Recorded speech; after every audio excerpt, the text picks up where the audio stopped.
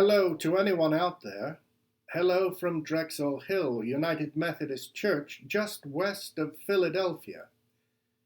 May you find a blessing in Weekday Transcendence.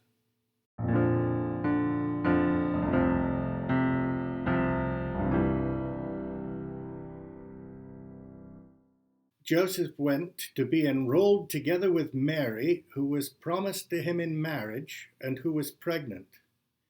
And while they were there, the time came for Mary to have her baby. She gave birth to her firstborn child, a son, wrapped him snugly, and laid him in a manger, because there was no place for them in the guest room.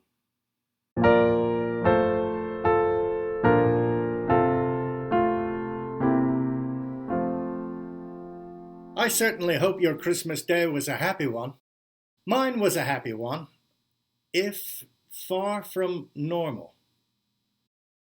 I wouldn't wish a COVID pandemic on anyone, but here it is, and we may as well take advantage of the disagreeable opportunity it affords to contemplate again what exactly we are doing when we celebrate Christmas. I hope I'm not bursting anybody's bubble out there when I share with you that the way we normally celebrate Christmas is not an attempt to reproduce the events of that first Christmas.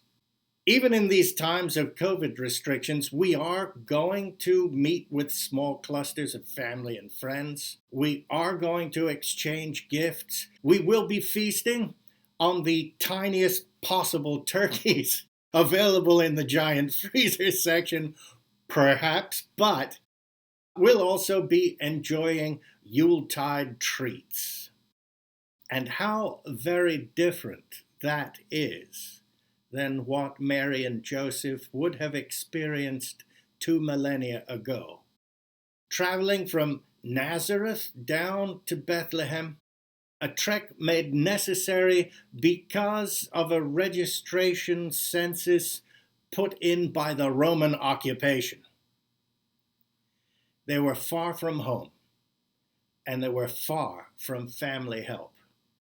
And Mary was as great as she could possibly be great with child. In the final stages of her pregnancy, and traveling in those miles and miles would not have been comfortable at all, let alone safe. Either Mary was incredibly scared in this frightening and bewildering time, or Mary lived with a convinced hope that all would be well. No Travelocity or Expedia in first century Palestine, no hotel pre-booking could take place.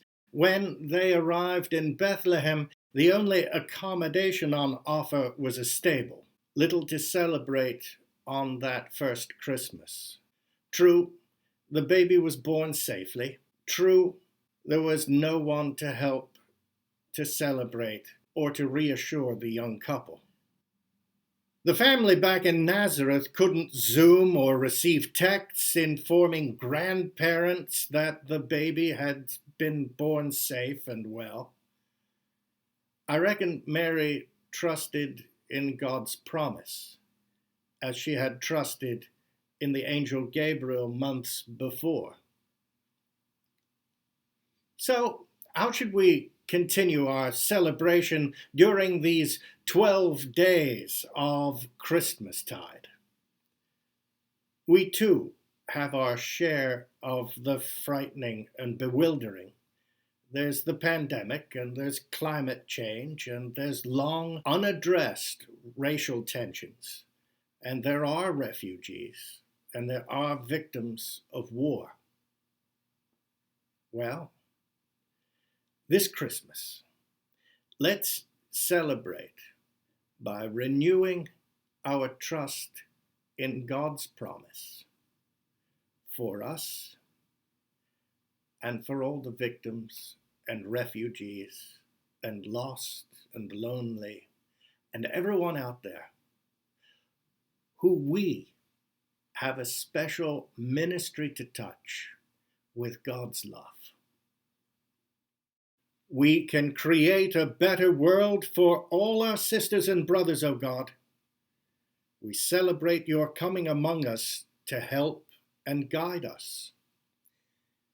This Christmastide and always, bless us to receive your help and to follow your guidance. Amen. Please come and join us at Drexel Hill United Methodist Church again next week for Weekday Transcendence. And until then, let us remember the digest of Wesley's theology and thought.